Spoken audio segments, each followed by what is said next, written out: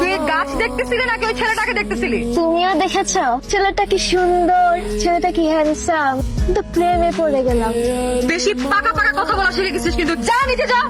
কে আপনি? কে আপনাকে তো আগে কখনো এখানে দেখি নাই। আর কি এসব? কি সব খালি গায়ে এরকম ছাদে উঠেন কেন আপনি? হ্যাঁ, আশেপাশে মানুষজন থাকে না? ছাদে উঠে না? এই যে বাচ্চা মেয়েরা ছাদে উঠে না? অসভ্য কথাকার। আমার ছোট মেয়ে ইরা, ওর সামনের বুধবার জন্মদিন। তুমি কিন্তু রাতুলের সাথে অবশ্যই আসবা। আমি কিন্তু আপনার জন্য ওয়েট করবো। ওকে, আসবো আন্টি।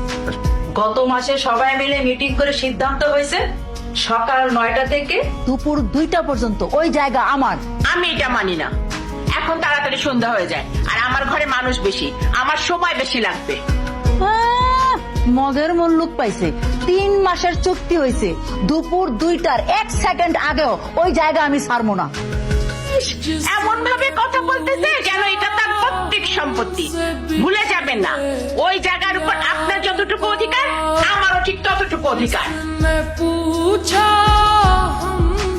ওনারা কি জায়গা জমি নিয়ে কথা বলতেছে না?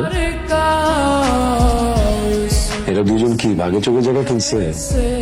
স্যার, সিনেমাটা দেখতে থাকেন, উপভোগ করুন, একটু পরে নিজেই সব জানবেন।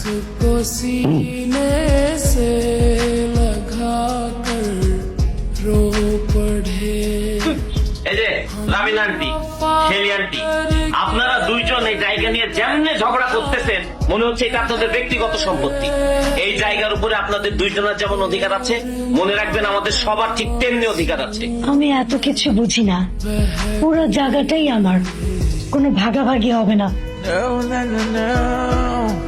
রাইট, আমার বউ একদম ঠিক কইছে, কোনো ভাগাভাগি হবে না, পুরো জায়গা আমার বউয়ের। কি শুরু করছেন আপনারা? হ্যাঁ, 2 দিন পর পর যে ছাদে কাপড় শুকানোর জায়গা নিয়ে যে সালিশটা বসান কেন? আর কয়দিন চলবে এভাবে? আর এই যে সবিতা ভাবি, দিনে আপনার কয়টা শাড়ি ধোয়া লাগে? হ্যাঁ মজিদ, বুঝা, এতক্ষণ কি কাপড় শুকানোর জায়গা নিয়ে কথা হইতেছিল? খোদা কসম, একটা বিল্ডিং, তার মধ্যে একটাই ছাদ, এত কাপড়ের জায়গা হয় সেখানে? আপনাদের বারান্দা নাই? বারান্দায় একটু কাপড় শুকা দিতে পারেন না? সবাই একটু মিলেমিশে থাকলেই তো সবকিছু ম্যানেজ হয়ে যায়, তাই না? কেন শুধু আমাদেরকে কেন বলতেছো?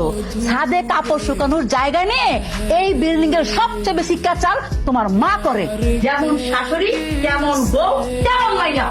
এই মহিলা, অসভ্য মহিলা, এই কাপড় শুকানোর জায়গার ভাগাভাগি নিয়ে আমার কামটাছো কিল্লিগা? এর মধ্যে আমি কি করলাম? হ্যাঁ, এমনি আমি মজার ব্যথায় ছাদে উঠতে পারি না, আর আমার বিয়া টানাটানি করে। আমার একটা সমাধান আছে, আমি বলছি। কি সমাধান? এখন থেকে এবারে একজন ভাড়াটিয়ার কাপড় শুকানোর চাপ আমি নিলাম। কার কার? তার আবার মিস্টার হৃদয়ের। ওনার যত কাপড় চোপড় আছে কাল থেকে সব আমার বারান্দাতে শুকাতে দেব। কি বলতেছো জান? ওনার কাপড় কেন আমাদের বানাতে শুকাতে হবে? তাহলে আমারগুলো কোথায় শুকাবো জান? তোমারগুলো অনেক বড় বড় না, ওগুলো ছাদেই শুকাতে দিব।